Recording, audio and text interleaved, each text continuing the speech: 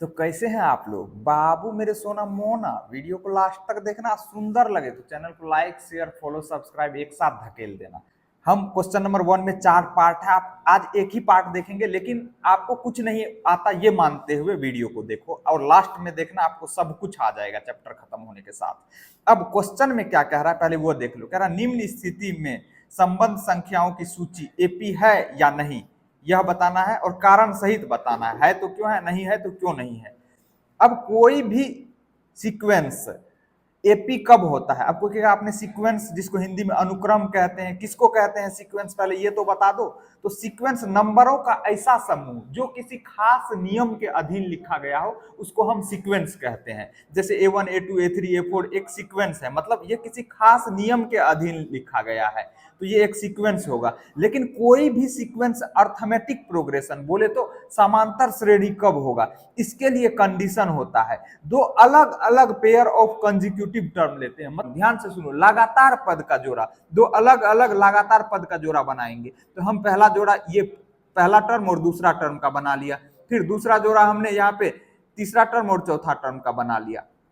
अब जोड़ा बनाने के बाद क्या करेंगे, हम क्या करेंगे, हर एक जोड़े में जो आगे वाला टर्म होगा उसमें से पीछे वाले टर्म को घटाएंगे और डिफरेंस निकालेंगे। जैसे हमने A1 और A2, ये पहला टर्म है, ये दूसरा, ये तीसरा, ये चौथा, तो हमने A1 और A2 ये लगातार पद है, इसका जोड़ा बनाया। अब A2 में से A1 को घटाएंगे, डिफरेंस निकालेंगे, फिर अगला जो हमने जोड़ा बनाया उसमें आगे वाले टर्म में से पीछे वाले टर्म को घटाएंगे। तो ये A4 मतलब चौथा टर्म है, उसमें से तीसरे टर्म को घटाएंगे। अगर ये डिफरेंस इक्वल आ जाए, दो अलग अलग पेयर ऑफ कंजिक्यूटिव टर्म से जो हम डिफरेंस निकालेंगे, अगर उस डिफरेंस का वैल्यू इक्वल आ जाए, मतलब A2 माइनस A1 का जितना वैल्यू आए उतना ही A4 माइनस A3 का आ जाए, ये दोनों का डिफरेंस बराबर हो जाए, तो हम कहेंगे वो जो दिया हुआ सीक्वेंस है वो क्या हो जाएगा, एपी में हो जाएगा। मतलब वो जो अनुक्रम है क्या हो जाएगा, एपी में हो जाएगा, मतलब अर्थमेटिक प्रोग्रेशन में हो जाएगा। तो ऐसा कम से कम दो अलग अलग पेयर ऑफ कंजिक्यूटिव टर्म के लिए करना है। दो से ज्यादा के लिए भी कर सकता, कोई कहेगा नहीं हम और करेंगे, A5 A6 रहेगा तो A5 A6 का जोड़ा बना लेंगे,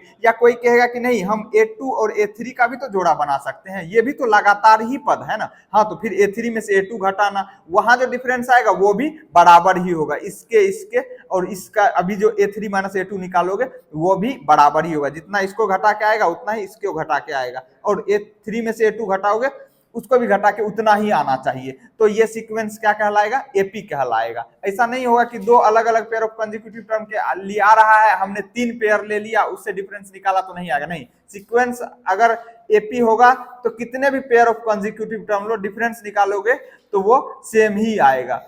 ठीक है, तो हम कम से कम 2 के लिए चेक करते हैं। अब यहां जो क्वेश्चन दिया हुआ है, इस क्वेश्चन में क्या है, ये क्वेश्चन है, इससे हमें सीक्वेंस बनाना पड़ेगा पहले, सीक्वेंस बना के चेक करना पड़ेगा कि वो एपी में है कि नहीं।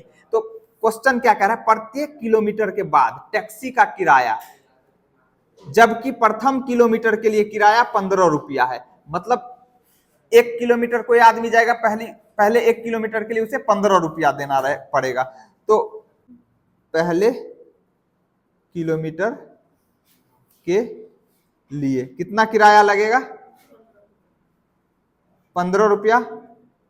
2 किलोमीटर अगर उसे जाना है तो, और प्रत्येक अतिरिक्त किलोमीटर के लिए, आगे देखो, प्रत्येक अतिरिक्त किलोमीटर मतलब अगर 1 किलोमीटर से ज्यादा जाना है तो अगले किलोमीटर के लिए 8-8 रुपया जुड़ता जाएगा। पहले किलोमीटर के लिए तो 15 देना पड़ेगा, उसके बाद अगर 2 किलोमीटर जाता है तो पहले के लिए तो 15 ही लगेगा और दूसरे के लिए 15 में 8 जोड़ दो। अगर कोई 3 किलोमीटर जाएगा तो पहले किलोमीटर के लिए तो 15 लगेगा और बाद का जो 2 किलोमीटर बचा उसके लिए 8-8 रुपया लगेगा, मतलब 16 रुपया। तो पहले किलोमीटर के लिए 15 रुपया, अगर 2 किलोमीटर जाएगा तो कितना लगेगा, 2 किलोमीटर के लिए तो 15 प्लस 8 कितना रुपया लगेगा। और अगर कोई कहेगा हम तो 3 किलोमीटर जाएंगे तो 3 किलोमीटर के लिए कितना लगेगा, पहले किलोमीटर के लिए 15 रुपया, अब बचा 2 किलोमीटर, क्योंकि 3 किलोमीटर में पहले किलोमीटर के लिए 15 रुपया लग गया, अब बाकी जो 2 किलोमीटर बचा उसके लिए 8 जोड़ 8 16 रुपया है ना। अगर कोई कहेगा नहीं जी हम 4 किलोमीटर जाएंगे तब, तो 4 किलोमीटर के लिए कितना रुपया लगेगा, पहले किलोमीटर के लिए तो 15 रुपया, अब बचा 3 किलोमीटर, 4 किलोमीटर में एक पहले किलोमीटर के लिए 15 रुपया ले लिया, बचा 3 किलोमीटर, तो 3 किलोमीटर के में कितना रुपया लगेगा, अगर 1 किलोमीटर का 8 रुपया लगता है तो 8 दिया 24, तो यहाँ पे 24 इतना रुपया लग जाएगा। ठीक है, रुपया का साइन लगाना चाहो तो रुपया का साइन लगा सकते हो, अगर साइन नहीं लगाना चाहो तो बाद में तुम्हें रुपया लिखना पड़ेगा। ठीक है, तो अब इसको सिंप्लीफाई करोगे तो कितना आ जाएगा, यहाँ पे 15 में 8 जोड़ोगे, 15 5 20 3 23 रुपया हो गया। यहाँ पे 15 में 16 जोड़ोगे तो 31 रुपया आ जाएगा। यहाँ पे 15 में 24 जोड़ोगे तो कितना हो जाएगा, 20 10 30 5 35 4 39 39, इतना रुपया।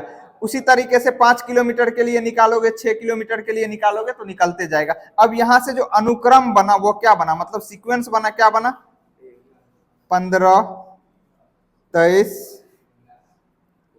31 39, है ना, ये सभी क्या है, रुपया में है। तो हमें चेक करना है कि ये एपी है कि नहीं। अभी मैंने बताया कि कोई भी सीक्वेंस एपी में कब होता है, हम दो अलग अलग पेयर ऑफ कंसेक्यूटिव टर्म का जोड़ा बनाते हैं, ऐसा कम से कम 2 जोड़ा बनाते हैं, और फिर जो हमने जोड़ा बनाया उसमें आगे वाले टर्म में से पीछे वाले टर्म को घटाते हैं। अगर कम से कम 2 अलग अलग पेयर ऑफ कंसेक्यूटिव टर्म के लिए हम डिफरेंस निकालते हैं और वो डिफरेंस अगर सेम आ जाए तो हम क्या कहते हैं, वो सीक्वेंस एपी में है।